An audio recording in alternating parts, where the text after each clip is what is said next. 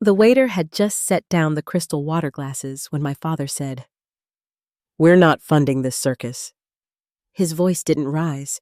It landed heavy and precise like a gavel. The private room swallowed every other sound, the low music, the clink of cutlery, even the soft rustle of my mother's silk sleeve. Jackson's hand tightened under the table, the smallest flinch, while my sister watched me the way a cat watches a trapped bird. I saw the chandelier reflected in my father's cufflinks, and in the gleam, my own stunned face looking back. No one breathed. Somewhere in the main dining room, a cork popped, and laughter followed, as if another world was still moving while mine stopped. Before I go on, tell me where you're listening from, down in the comments. And if you've ever had someone try to buy your silence with help, tap that like button and share this with someone who'll understand. Make sure you're subscribed so you don't miss what comes next. But to understand how that sentence ended one life and started another, you have to know the rules I grew up with and how I finally stepped outside them. I was raised in a brick colonial just outside Boston. 4 bedrooms, trimmed hedges, porch lights that clicked on at exactly 6 hours. On the mantel, our Christmas cards stood in tidy rows, 4 faces smiling in perfect symmetry. My father, Thomas Anderson, made a point of telling anyone within earshot that he built his consulting firm from nothing. He said it like a hymn, and we lived inside the verses. Efficiency, results, reputation. My mother, Eleanor, kept our house like a hotel you were afraid to touch. She had given up a curating job years before, and over time, her opinions stopped arriving in full sentences. Whatever your father thinks, she'd say, smoothing a table runner that didn't need smoothing. My older sister Amanda learned early to read the weather and dress for it. She laughed at the right jokes, dated the right men, and majored in the right thing. She called it being strategic. I called it breathing someone else's air. When she graduated, Dad handed her a key fob to a new BMW over salmon with dill, and a speech about excellence. A year later, I got a used Volkswagen and a lecture on fiscal responsibility in the driveway while the neighbors watered their lawns. Marketing didn't impress him. "I work with numbers, not feelings," he'd say, adjusting a cuff, as if the word itself left lint. Still, I learned to analyze markets the way he analyzed people, and I built a life outside his front gate, my own apartment, a job that listened when I spoke friends who knew me as more than a last name. Jackson came on a night with paper name tags and 2 bright lights. My company sponsored a table at a charity gala. He was there with renderings of a school designed to save energy and gather rain. He wasn't trying to be interesting, he simply was. We talked until the ballroom emptied, the staff stacking chairs around us like quiet monuments. He asked for my number in the old-fashioned way, no swagger, just a question and a wait for the answer. I said yes because my body already had. He grew up in Vermont, in a house with a squeaky screen door and a backyard maple that still held his childhood treehouse. His mother is a nurse. His father taught high school history and still says civic duty without irony. When I visited, the coffee mugs were mismatched, the floor had a nick near the stove, and I felt my shoulders drop 2 inches. I stood at that kitchen counter the first time Margaret hugged me and thought, oh, this is what soft feels like. Jackson proposed 2 years later on a fall afternoon that smelled like apples and dry leaves. The ring had been his grandmother's reset with sustainable stones. It didn't glitter like a chandelier. It glowed like a lamp in a window when you come home late. We decided our wedding would follow the same principle. Nothing showy, everything meaningful. A botanical garden, a glass pavilion, in-season flowers, a menu that didn't leave waste in its wake. We weren't trying to make a statement. We were trying to make a promise. The statement, as it turned out, arrived dressed in a suit and carrying a spreadsheet. My father called a meeting in his home office, the air scented with leather and polish. He didn't look at the slides I'd prepared about budget and sustainability. He wanted a guest list. There are 150 associates who must be invited, he said, tapping the desk. Your mother has obligations too. I said we were planning around 100 guests, people who loved us and knew our names. This, he said, leaning back, isn't just about you. From there, everything became an audit. Country clubs instead of gardens. A venue that asked about valet and not vows. Dress salons where my sister clapped when I emerged in gowns that felt like disguises. I found my dress alone in a quiet studio, a silk sheath with embroidered vines along the collar, as if the garden had decided to come with me. When I texted the picture to Jackson, he wrote, "There you are." It was the first time that week I exhaled. Every visit to my parents' house was a review of Jackson's resume. "What's your 5-year plan?" my father asked over roast chicken as if he were hiring a junior partner. "What happens when sustainability is a fad whose time has passed?" Jackson answered directly, not 1 inch smaller. I loved him for that. My father did not. Then came the restaurant. Gramercy, impossible to book unless your name opened doors. The maitre d' knew my father's, and the room they escorted us to had white tablecloths that behaved like snowfields untouched a little cold. My mother fussed with a napkin and said I looked lovely in blue. Amanda arrived with William Harrington old money wrapped in new tailoring. The introductions felt like a ceremony we hadn't consented to. Jackson and I had prepared like students before an exam, compromises, boundaries, reasons. We'd chosen a sustainable caterer even the country club approved. We'd increased the guest list to include people my father said mattered. We had, I thought, built a bridge he could walk across. I set my laptop on the table and took them through everything slide by slide as the server poured water and pretended not to hear. Jackson explained how we'd cut costs without cutting conscience. My mother's smile stayed polite and thin. Amanda whispered to William, their laughter behind a hand. When I finished, my father closed the laptop with a single finger. "Inadequate," he said. "You excluded key partners." William leaned in as if invited. "My parents hosted 500 at my cousin's wedding. He offered the way, some people offer mint. Anything less makes a statement." I felt Jackson still beside me. "We're trying to be mindful of waste," he said, his voice even. "Large events create it. Budget," my father replied, "is not your concern." He glanced at the list in front of him. "Also, there are too many of his relatives. His, not Jackson's. They'll be uncomfortable in a venue like this," he continued, "as will our guests." Jackson set his fork down and folded his hands. "My family will behave appropriately anywhere," he said quietly. "They are good people." "I'm not concerned with your feelings," my father answered, and looked at me. "This reflects on my family." "Our wedding," I said, before I could stop myself, "reflects on both of us. Jackson and me." It was like speaking in a room where sound couldn't travel. He pressed his napkin to the table, careful, controlled. "Perhaps," he said, "the entire arrangement should be reconsidered. If you can't understand the social implications, maybe you're not ready for marriage."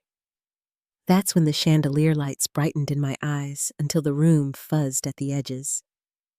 I looked at my mother, waiting for the familiar tug on his sleeve, "The Tom, please." She studied her water glass as if a fish swam in it. Amanda's mouth made the shape of a smile. William watched me with the interest you give a museum piece, valuable but not yours. My father took out his credit card and placed it near the untouched steak. "We're done here," he said. "When you're ready to be reasonable, call me." Something flickered across the silver of his cufflink, my face small and contained eyes wide like a girl's. I recognized her. I also understood she was leaving. I slid the laptop into its sleeve, pushed my chair back without scraping the floor, and stood. Jackson rose beside me and placed a steady hand at my back, a touch no one at the table could see. "Got it," I said out loud, because there was nothing else left to say. "Thank you for dinner." We walked out past the host stand, where the maitre d' gave me a look. people give each other when they've both heard an argument through a wall. Outside, city air met my face, cool and a little damp. Traffic hissed along the curb. A couple laughed at the corner, their breath clouding in the light, like the start of a story that wasn't mine. I didn't cry. Not yet. In the car parked a block away beneath a tired maple, the first sob broke loose like a shudder in a storm. Jackson didn't say, "It'll be okay," because he knows better. He held my hand and let the silence do the first necessary work.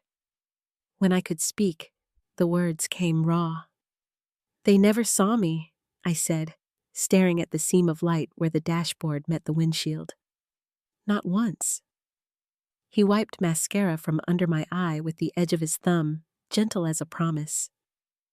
"I see you," he said. "I always have." I wanted to believe him. I almost did. But grief is a fog bank, and headlights can only cut a narrow path. We drove home without the radio. The elevator hummed up to our floor while I watched the red numbers climb.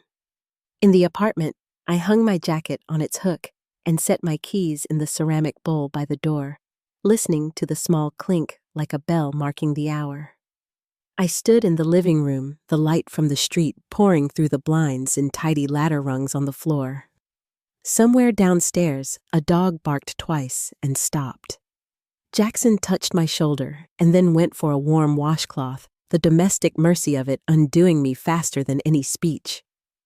He didn't ask me to explain. He washed the corners of my face and set tea on the coffee table. I sat the way people sit in church when they've just realized the sermon is about them. The quiet expanded until it filled the room. My phone stayed face down where I'd left it on the hall table. No messages yet. Their silence had a shape I recognized, the shape of a lesson. Comply and the door opens. Resist and freeze. It was a familiar cold. Through the blinds, I watched the neighbor's porch light flick on and felt the first sliver of something unfamiliar press against the grief. Not anger. Not yet. Something thinner and sharper, like the edge of clear glass catching dawn. The rain kept up through the night, a steady rhythm against the glass that sounded like the world breathing. I sat on the couch until the first pale stripe of morning light crossed the floorboards. Jackson had fallen asleep beside me, his arm still resting lightly over mine, as if he was afraid that if he let go, I might disappear. When I finally stood, the floor felt unfamiliar under my feet, like the ground after a small earthquake, still solid, but changed. The kitchen smelled faintly of tea and lemon from the night before. I made coffee without thinking, measuring the grounds, pouring the water, listening to the quiet click of the machine. No messages waited on my phone. No apology. No explanation. Just silence, the kind I knew too well. By the time Jackson came out, his hair still damp from the shower, the light had sharpened. He studied my face for a moment. "How are you holding up?" I managed a faint smile, mostly upright. He nodded, not pressing further, and poured himself a cup.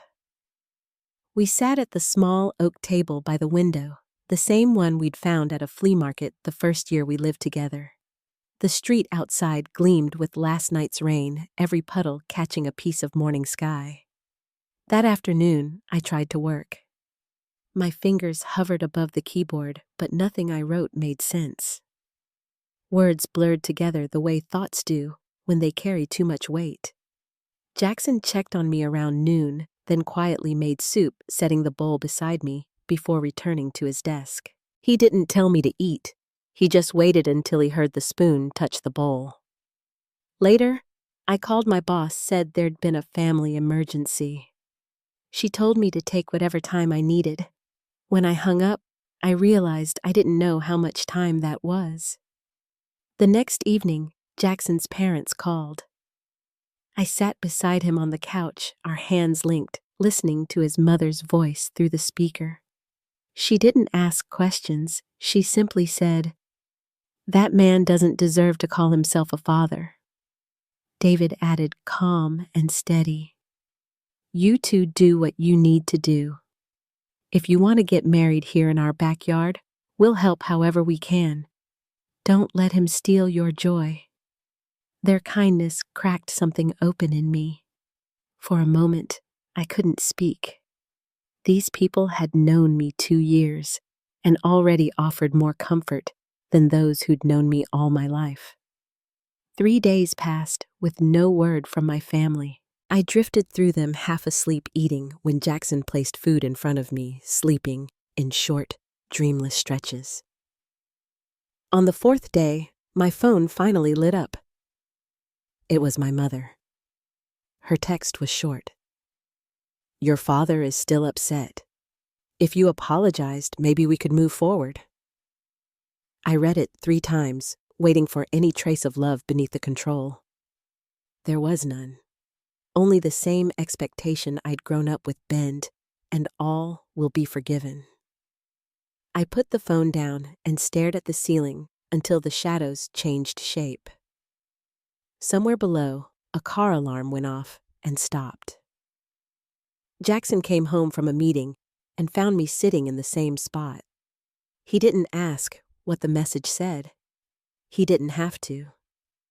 That night, I dreamed of being 10 years old again, sitting at the kitchen table while my father reviewed my report card.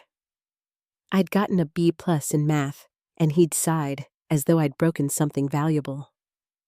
You can do better, Sonia. We don't settle in this family. He'd smiled then as if it were encouragement. It took years to realize it was ownership.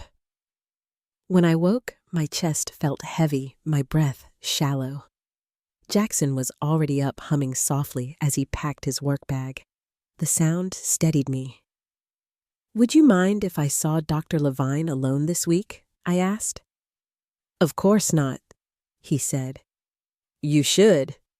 Her office was on the top floor of a converted brownstone with plants crowding the window ledge and a clock that ticked quietly between our words. I told her everything, the dinner, the silence, the text. She listened without interruption until I ran out of sentences. Then she leaned forward. You're grieving, Sonia, she said gently. Not the wedding, but the family you hoped you had. I looked down at my hands, twisting my ring. I'm 30 years old. Shouldn't I be over this? There's no timeline for this kind of grief, she said. Your father used control the way other people use affection. When control stopped working, he used rejection. That's emotional abuse. The word landed hard, but true. It worked, I whispered. I feel completely broken. She shook her head. You're not broken. You're awake. Every day that you don't call him back is a day his power fades. Her words sat with me long after I left her office. Walking home, I passed a park where children were playing, their laughter cutting through the chill air. I sat on a bench and watched them chase each other through patches of sunlight. Something inside me stirred, a small, quiet spark that looked like freedom. That night, I told Jackson I didn't want to chase their approval anymore. He turned toward me, listening. What do you want instead? He asked. I want to build a life that feels real, I said. One that isn't for show. I want a wedding that belongs to us. He smiled, brushing a loose strand of hair from my face. Then that's what we'll do. The next morning, I woke before him and made coffee. The sun poured across the counter, and for the first time in weeks, the air didn't feel heavy. I opened my laptop and began running numbers, what we had saved, what we could afford. Jackson joined me an hour later, still in his t-shirt, and pulled up a chair. There she is, he said softly. We talked for hours, not about venues or decorations, but about meaning. What marriage looked like beyond the ceremony. What we wanted our life to stand for. By the time we were done, the table was covered in notes, scribbles, and coffee rings. I felt lighter, anchored by something I couldn't quite name. We decided to fund everything ourselves, no strings, no expectations. It would mean smaller, simpler choices, but each one would belong to us. I started calling vendors, searching for places that valued intention over luxury. When I told my coworker Gabriella what had happened, she didn't offer pity. She thought for a moment and said, "My cousin runs events at Alpine Meadow State Park. There's a new pavilion by the lake. It's beautiful. Let me see what I can do." 2 days later, Jackson and I drove out there. The road wound through pine forests until the trees opened to reveal a stretch of water that caught the sky like glass. The pavilion stood near the shoreline, simple wood beams, wide windows, and a deck that looked over the lake. "This," Jackson whispered, his hand slipping into mine, "is us." I nodded, feeling the wind lift my hair, the sunlight flickering on the water. It wasn't grandeur. It was grace. We booked it that day. When we got back home, I sat on the floor, surrounded by brochures and receipts, sorting everything into folders. Each decision became its own kind of therapy. Local caterers who used seasonal ingredients, a florist who worked with native wildflowers, a photographer whose portfolio felt like truth, not performance. The more choices we made on our own, the quieter the old noise became. For the first time in years, I slept through the night. 3 weeks later, the silence broke. It started with a voicemail. My father's voice, controlled, clipped, every word measured. "I've been told by your cousin that you're planning a wedding at a state park. Call me immediately to explain yourself." 10 minutes later, my mother's message followed. "Sweetheart, your father is very upset. Please call us. We need to discuss what you're doing." Then came a text from Amanda Wow. "A state park wedding. Classy. Good luck with that."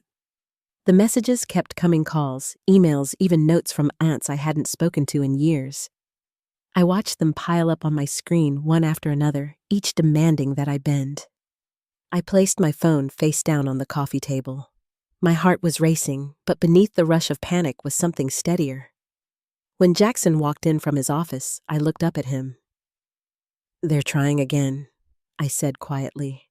He studied me for a moment. "And how do you feel?" I took a slow breath. "Okay.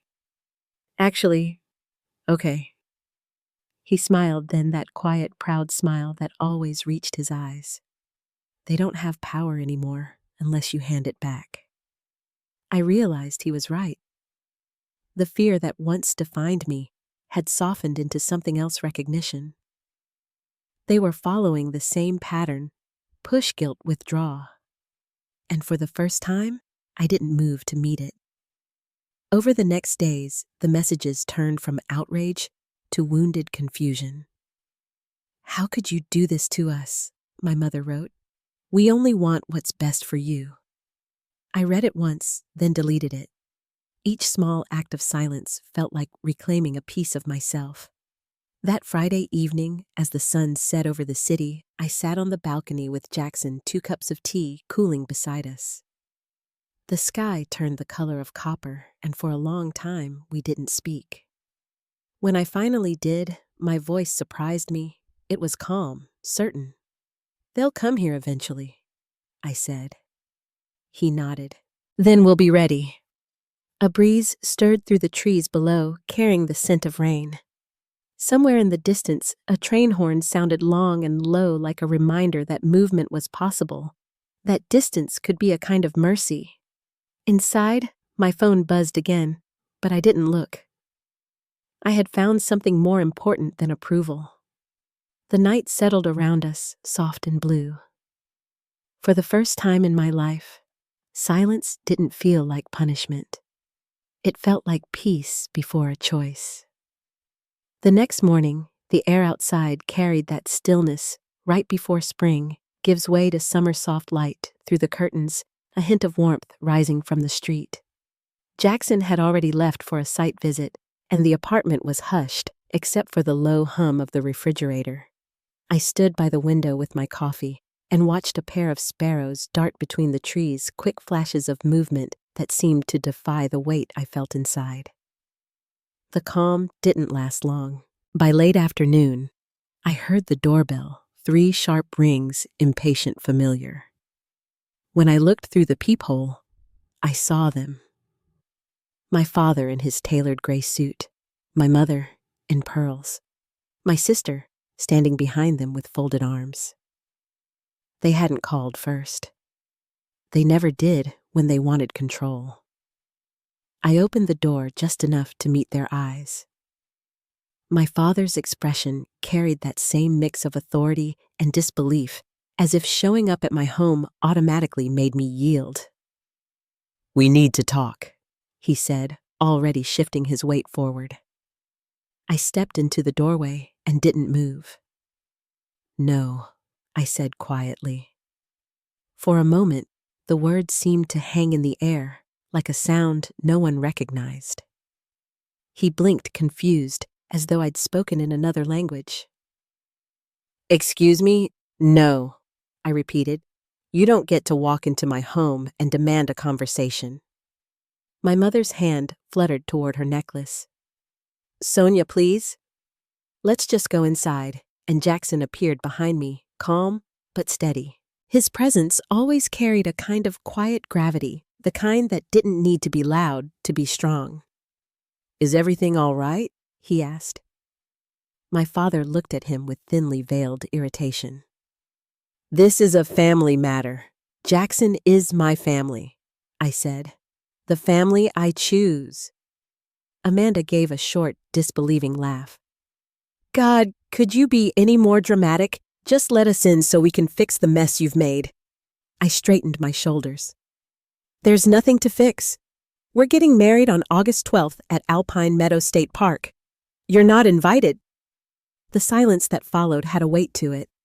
My father's jaw tightened, the color rising in his face. "You're making a serious mistake, one you'll regret." I met his eyes and didn't look away.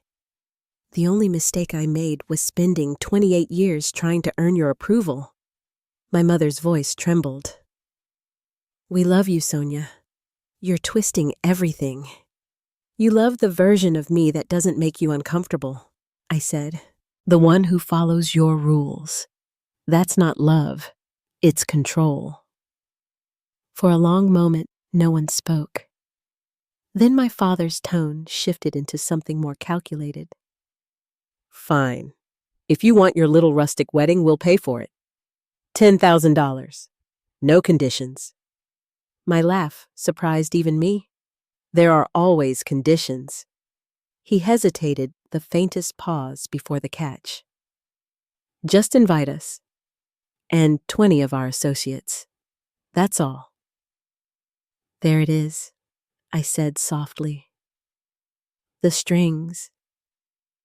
He leaned forward, his voice low. "You would rather embarrass this family than accept help. I would rather have a life that feels real than one built on appearances." Jackson's hand found the small of my back. His silence was steady encouragement. For the first time in my life, my father had nothing to say. His mouth opened closed, then opened again. Finally, he turned to leave. "When this marriage falls apart, don't expect us to rescue you," he said. His words landed with the dull thud of something meant to wound, but all I felt was clarity. "Goodbye, Dad." I closed the door. On the other side, I could hear my mother's muffled crying, Amanda's sharp whisper, and the echo of their footsteps fading down the hall. Inside, the stillness returned deeper this time. I leaned against the door and let out a long breath. Jackson gathered me into his arms, his voice barely above a whisper. "You were magnificent." I pressed my face into his shoulder.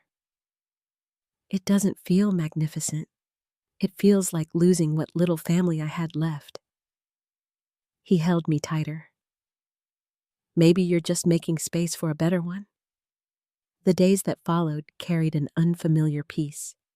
My father's calls slowed, replaced by short, guilt-laced texts. "Your mother is distraught. We only want to protect you." Each message sounded rehearsed, like he was dictating them to himself. I stopped replying altogether. My mother's voicemails shifted from pleading to fragile. "Sweetheart, please, talk to us. We can work this out." But the problem was never about the wedding. It was about the hierarchy that had always defined our family. Amanda tried a different tactic. After weeks of silence, she began sending casual texts. "So, who's doing your hair? Did you ever pick a dress?" Each one felt like bait her way of gathering information for the others. I answered with brief, harmless replies, careful not to give her anything real. Meanwhile, life in our small apartment grew brighter. Jackson's parents drove down one weekend bringing a basket of garden herbs and the warmth of people who didn't need anything in return. Margaret and I spent an afternoon arranging potted rosemary and mint into little clay jars for centerpieces. David and Jackson built a simple wooden arch for the ceremony on our balcony, sanding the edges smooth and staining it by hand. The smell of cedar and coffee filled the air, while laughter wove through the afternoon. That night, as we sat together over takeout containers and soft music, Margaret handed me a small box. Inside was a silver comb shaped like intertwining branches, delicate pearls woven along the edge. "Something new," she said, smiling. "You don't have to wear it, but I thought you might like to have it." I traced the cool metal with my fingertips, speechless. "You made this?" She nodded. "Every bride deserves to feel seen." Her words caught me off guard. I hugged her tightly, the tears coming before I could stop them. That small gesture held everything my own mother couldn't give, a kind of love that asked for nothing. 2 weeks later, my phone rang again. This time, it was my mother. Against my better judgment, I answered. Her voice trembled. "Sonia, please don't hang up." I stayed silent. "I want to come to your wedding," she said quickly. "Just me. Not your father. Not Amanda. Just me." I closed my eyes. "Why?" "Because you're my daughter," she said. "And when I saw your engagement photos, you looked happy. I haven't seen that in years." Her words came with the kind of softness that felt real, but I'd learned not to trust softness without truth. "Does Dad know you're calling?" "No," she said after a pause. "He wouldn't approve, but I've missed too much already. I don't want to miss this too." I looked around our living room, the photos on the shelf, the half-finished wedding favors, the stack of envelopes waiting to be mailed. Everything in that space belonged to the life I was building, not the one I'd left. "I'll think about it," I said, quietly. When I told Jackson that evening, we sat on the couch in the glow of the setting sun. "I think she's trying," he said. "In her way. I'm afraid she'll come just to keep the peace with him later." "Then you set the terms," he said gently. "It's your day, your boundary." At my next session, I told Dr. Levine about the call. She listened, hands folded on her notebook. "Your mother reaching out is significant," she said, "but it doesn't erase the past. You can allow her in without giving up your safety."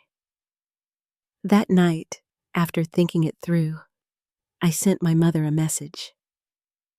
"You can come, but only alone. And this doesn't fix everything between us. It's just a start." Her reply came within minutes. "Thank you. I understand." I wasn't sure she did, but I felt calm, pressing send. The weeks that followed blurred with last-minute details and unexpected joy. Jackson and I mailed the final invitations sealed with a wax stamp shaped like a tree branch. We tested the playlist, finalized The food laughed over the number of cousins on his side who were bringing homemade pies. The closer the wedding came, the lighter I felt like every decision scrubbed away another layer of my father's influence. One night, sitting on the floor, surrounded by ribbons and paper, I realized I was humming. It had been years since I'd caught myself doing that without thinking. By the time August arrived, the world around us felt different. The sky seemed larger, the air softer. The morning before the wedding, I walked to the park to drop off the final paperwork for the venue. The lake shimmered in the sunlight, dragonflies skating across its surface. I stood there for a long moment, listening to the wind moving through the trees. For the first time, I didn't feel like a daughter seeking permission. I felt like a woman standing on her own life. When I returned home, Jackson was in the kitchen folding napkins into small triangles, his sleeves rolled up. "Everything's ready," he said, smiling. I leaned against the doorframe, watching him. "Everything's changing," I whispered. He looked up. "It's supposed to." The next morning, I would wake to sunlight spilling through the curtains to the sound of friends arriving with flowers and laughter. But that evening, as the sky turned gold, I sat by the window with my tea, feeling both the ache of what I'd lost and the quiet thrill of what I was about to gain. Somewhere deep inside, I knew the hardest part was over. The silence that used to feel like punishment now sounded like peace, and the life waiting ahead of me finally felt like mine. The morning of our wedding dawned so still that the lake outside looked like polished glass. I woke before my alarm, the soft light spilling across the hotel room carpet and touching the hem of my dress where it hung on the closet door. For a moment, I just lay there, listening to the quiet hum of the air conditioner and the faint rustle of trees beyond the window. Then it hit me, the calm wasn't nerves, it was peace. By 7, the suite had filled with movement. My college roommate Lila came through the door balancing a tray of coffees. Abby Jackson's sister trailed behind her with a small bouquet of white wildflowers. My co-workers Gabriella and Aaron followed, laughing about something only half-whispered. Their laughter filled the room like sunlight. The air smelled faintly of hairspray and vanilla lotion. While the others unpacked makeup brushes and jewelry boxes, I stood at the window watching the early fog lift from the lake. A heron glided over the water wings, outstretched and sure. Lila touched my shoulder. "You okay?" she asked. I smiled. "I think I'm finally better than okay." She squeezed my hand before moving back to help Abby set up mirrors. I slipped into the silk dress I'd chosen months earlier, the one my father had called unsuitable. The fabric felt cool and light against my skin, every stitch a quiet rebellion. The delicate vines embroidered along the neckline caught the morning light, shimmering faintly when I turned. When I saw my reflection, I didn't think of how I looked. I thought of how far I'd come to feel this sure in my own skin. A soft knock came at the door. Margaret stood there holding a small velvet box, her eyes warm and a little misty. "May I come in?" The girls parted for her, instinctively sensing the moment. She stepped close and opened the box. Inside was the silver comb she'd given me weeks ago now, with a single blue stone added to its edge. "Something new and something blue," she said, with a smile that trembled at the corners. I turned so she could fix it in my hair. Her hands were steady, practiced. When she finished, she rested them lightly on my shoulders. "You look radiant, Sonia." "Thank you," I whispered, "for everything." She brushed a tear from her cheek and laughed softly. "Don't thank me. Just promise to love my son the way he loves you." "I already do." Behind her, the door opened again, and my mother stood there. For a heartbeat, no one spoke. She looked smaller than I remembered, dressed simply in a soft blue dress that caught the color of the lake. Her eyes searched my face. "You look beautiful," she said quietly. I nodded. "Thank you for coming." She hesitated, emotion catching in her throat. "I wouldn't have forgiven myself if I didn't." She stayed only a moment longer, then excused herself to find a seat. After she left the room, fell into a thoughtful silence. Gabriella broke it with a gentle clap. "All right, everyone. Time to head down before we all start crying." The walk from the suite to the pavilion felt like moving through a dream. The air smelled of pine and fresh water. Guests chatted softly along the path, their footsteps crunching on the gravel. When the lake came into view, the sight stole my breath, the pavilion draped in pale linen, the arch Jackson and his father had built standing beneath a canopy of trees, sunlight filtering through the leaves. Music drifted from the small quartet we'd hired, the notes carried by the wind. When I reached the clearing, my heart stumbled at the sight of him. Jackson stood beneath the arch, the morning light cutting across his face. His expression was steady calm, the kind of calm that tells you you're home. The world narrowed until there was only him, the sound of the lake lapping against the shore, and the faint scent of wildflowers carried on the breeze. When I reached him, his hand found mine. His thumb brushed the back of my fingers, one small gesture that said everything words couldn't. The officiant, an old family friend of the Matthews, spoke with a voice like weathered wood, warm grounded.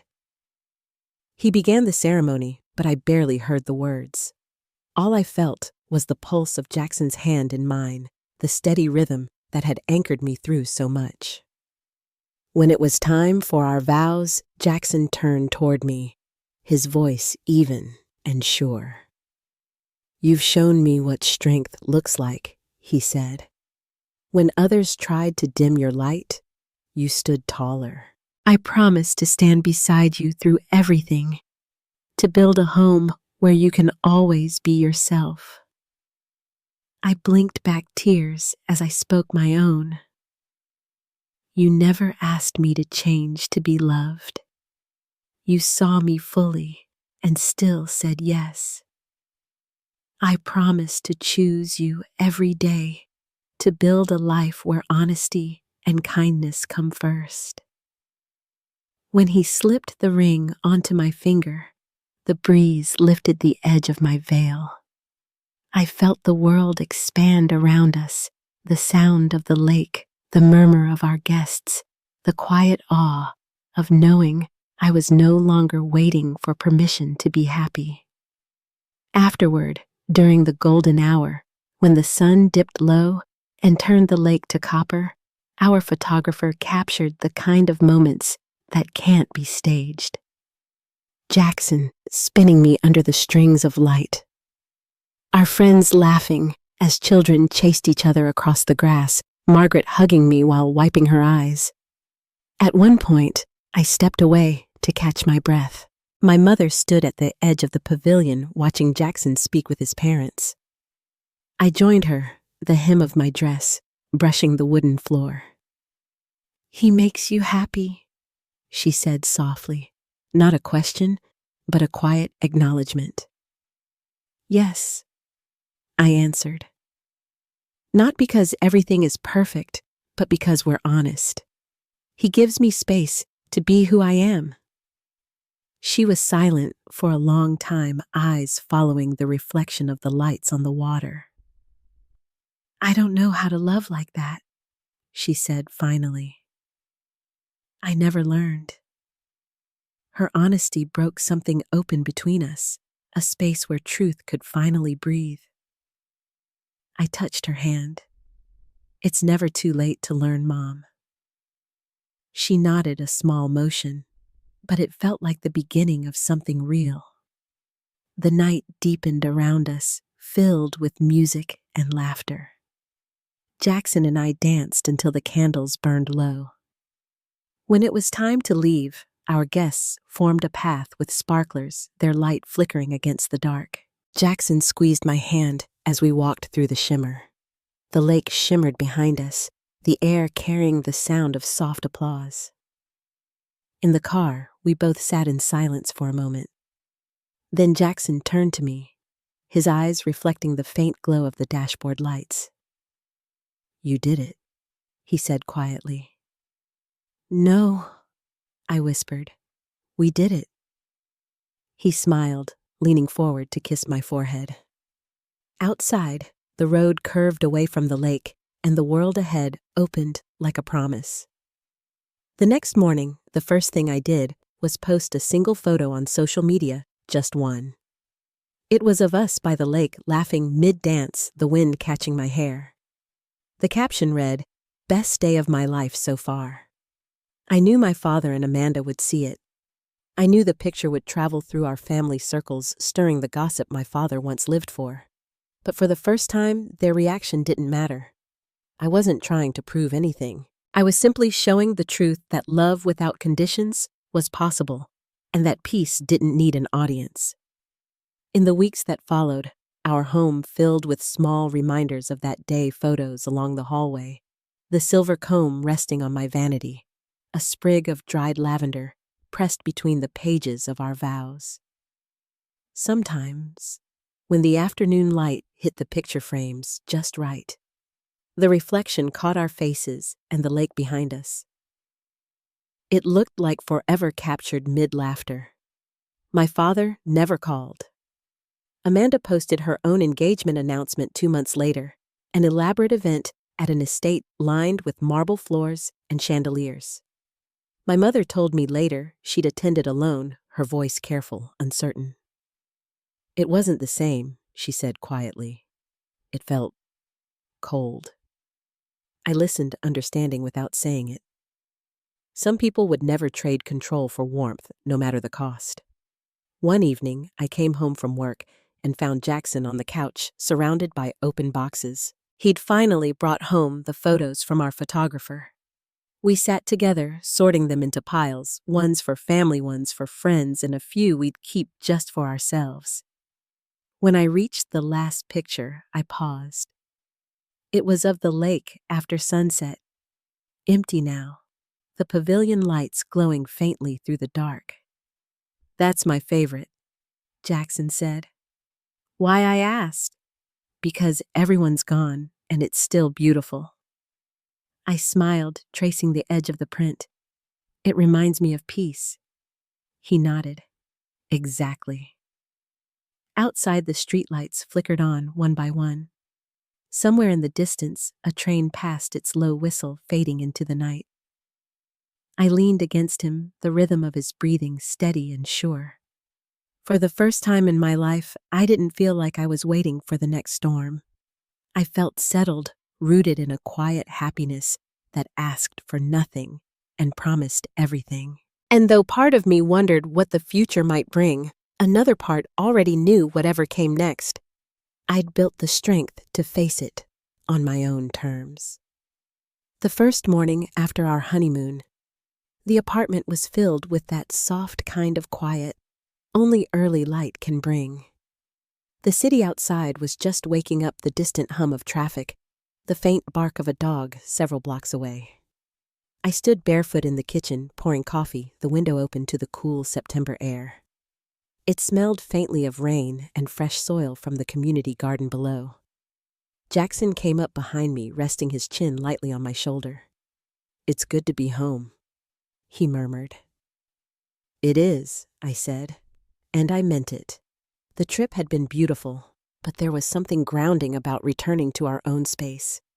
Our mismatched dishes, the worn rug that had survived 3 apartments, the shelf filled with wedding gifts that still smelled of new wood and possibility. Over the next few weeks, life settled into a rhythm that felt simple and whole. Jackson started sketching designs for a new sustainable housing project, his pencil always tapping gently against the edge of his sketchpad. I threw myself into a new campaign at work, one centered on community initiatives and small business support. For the first time, I felt aligned with my work instead of drained by it. The wedding had changed more than our last names. It had reset the quiet parts of my life, how I moved through a room, how I spoke my own name, how I no longer waited for approval before making a decision. The air around me felt wider. One afternoon in late autumn, my phone buzzed with an unfamiliar number. I almost ignored it, but something in me said to answer. "Sonia," my mother's voice said, soft but clear. "It's me." I took a breath. "Hi, Mom.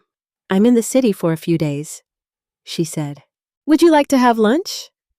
Her voice carried that careful tone of someone learning a new language, the language of asking instead of expecting. We met the next day at a small cafe near the river. She wore a wool coat. I didn't recognize something understated and beautiful in a way that felt like her, not him. When she saw me, her eyes lit up with something unfamiliar, something free.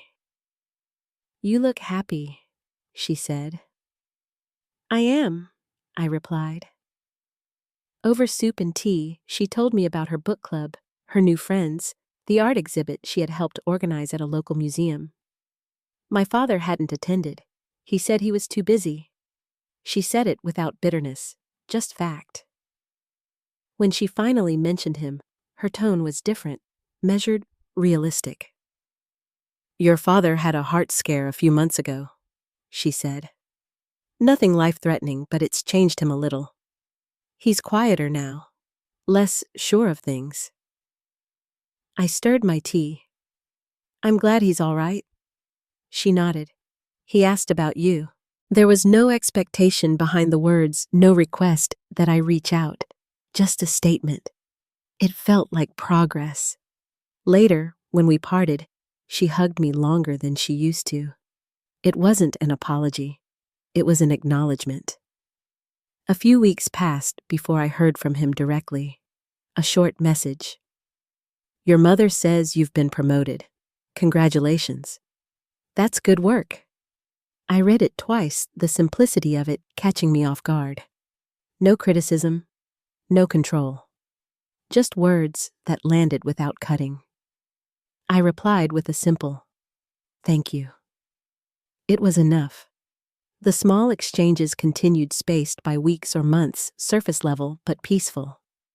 It wasn't reconciliation in the way I once imagined, but it was honest. Sometimes peace doesn't arrive like an apology. It just stops hurting. Winter came early that year.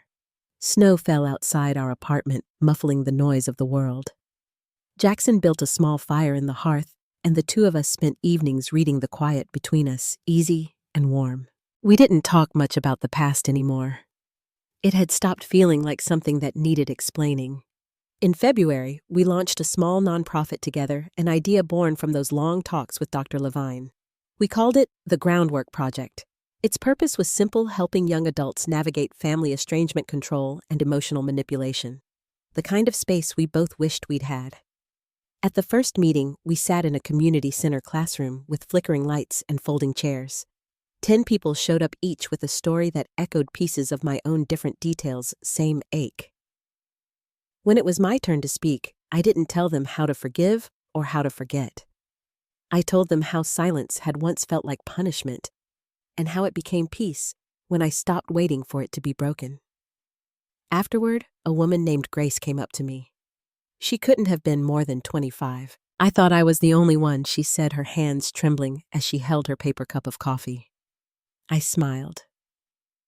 "You're not," I told her, "and you never were." That night, when Jackson and I walked home through the cold, snowflakes clung to his coat and sparkled under the streetlights. I slipped my hand into his pocket with his and felt the steady rhythm of his pulse against my palm. By spring, my mother began visiting once a month. Sometimes we met for lunch. Sometimes she came by with fresh flowers and stayed for coffee.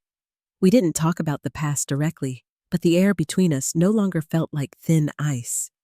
Once, as she admired a framed photo from our wedding, she said, "Your father looked at this one for a long time. He said you looked strong." It was the closest he'd come to an apology, and somehow it was enough. A few months later, Amanda called. Her voice was tentative. I just wanted to say, I saw the nonprofit you started. It's impressive. Thank you, I said. She hesitated. I guess we all have some things to learn. Maybe she did. Maybe she would. That was hers to decide. That summer, Jackson and I hosted a small gathering at the community garden. Friends, co-workers, and a few of the people we'd met through the nonprofit came. Margaret brought her herb bread. David grilled vegetables with a precision that made everyone laugh. My mother came too, helping arrange flowers in mason jars. She wore a wide-brimmed hat, and when she laughed at something Margaret said, I realized I couldn't remember the last time I'd seen her laugh like that. As dusk settled, fairy lights flickered on above the tables. The air smelled of mint and basil, and the faint hum of crickets filled the pauses between conversations. Jackson leaned close and whispered, Do you ever think about how far we've come?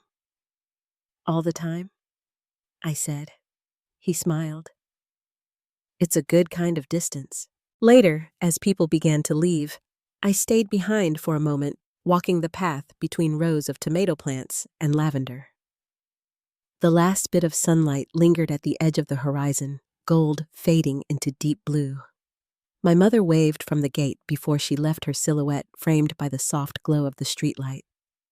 I stood there a while longer, listening to the night settle. The hum of the garden lights, the soft murmur of Jackson talking with David by the gate. The air was warm, scented with earth and rosemary. That's when it struck me, not as a revelation, but as something I already knew deep down. Peace isn't a finish line. It's a place you return to each day, like turning on a lamp when evening comes.